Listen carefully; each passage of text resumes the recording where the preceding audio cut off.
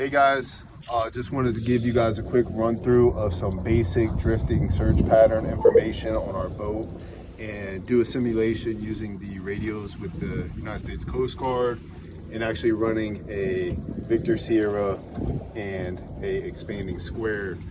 And in this video, I'm going to show you guys how to calculate set and drift using our equipment on board.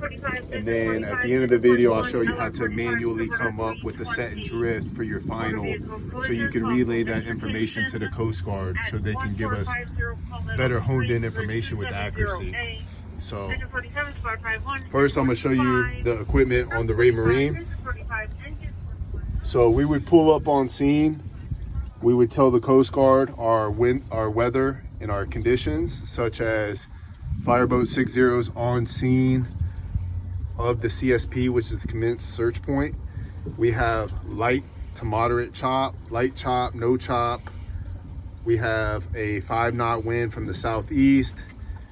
We'll be determining set and drift. So what we're gonna do on our Raymarine to determine set and drift, you're gonna go click here. You then click new. You're gonna go to search patterns. Now, on your search patterns, you're gonna have your Victor or your sector search. You're gonna have your expanding square. So for this one, we're gonna use the sector search. So we hit that. As you'll see up here, it has the boat's position currently. So we're gonna use this to determine our set and drift initially. We're also going to drop a ring buoy for the long term to determine set and drift. So when we click these buttons and we drop the ring buoy, we're going to mark the exact time that we're dropping it so we can calculate set and drift at the end of this. So we are at our CSP, so the last known location of the victim, or where we're going to start our search. We're then going to click marker dropped, and that's us dropping our ring buoy. And right here, it's now determining which way the conditions are forcing our boat and the speed it's forcing them. So for me, I'm generally gonna let this sit for about 3 minutes. In that 3 minutes, I'm giving my crew members task and direction, what to be looking for and whatnot.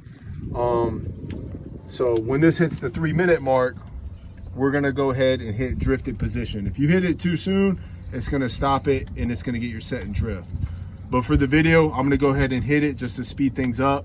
And you'll see, we hit it. So it gives us our set, which is 308 true. And so that's which way the conditions are pushing us.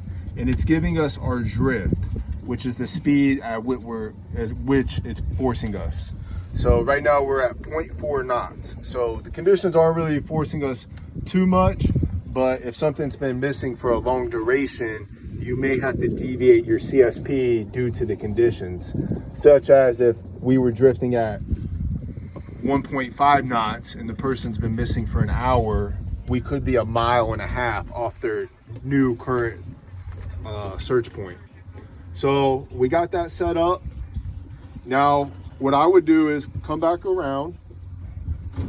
I would hit create search point or your route. And it actually comes up with your legs for you.